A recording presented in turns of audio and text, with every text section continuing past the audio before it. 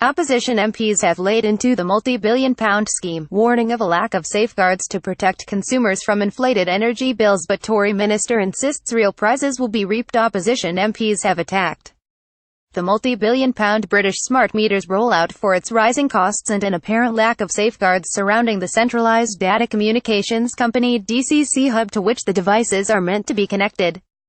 Whitehead, the shadow energy minister, today suggested that the DCC, which is intended to receive information on energy usage from smart meters installed in people's homes, had been operating without sufficient safeguards designed to shield the scheme in the event of bankruptcy.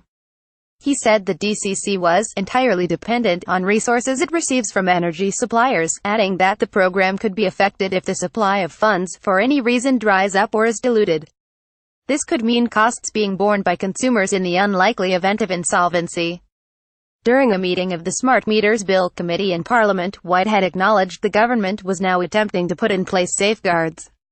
But he said, "We are legislating this morning for an event that could occur to an organisation that has been in operation for several years already, without this legislation being on the statute books, and therefore one might ask oneself, well, what was happening in the meantime?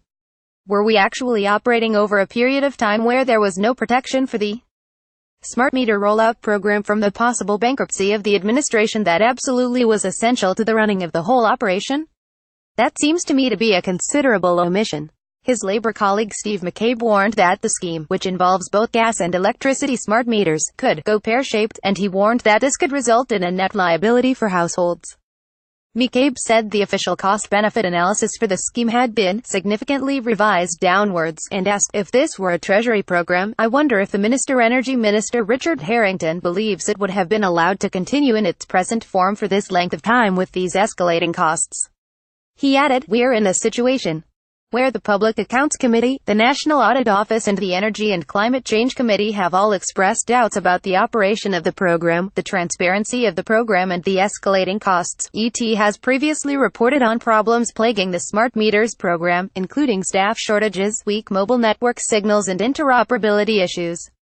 Supporters insist smart meters will help households save money by using energy more efficiently, and will let consumers switch suppliers more easily. On the issue of costs, Richard Harrington said, "They have gone up. I'm not going to pretend they haven't." But he added, "We have to consider the net benefits as well as just the costs, and every single consumer who has a smart meter from day one is making savings on their bill. The experience shows. I do believe the real prizes are for the future, because the information it gives and the change in behavioral habits that happen surely make this worthwhile."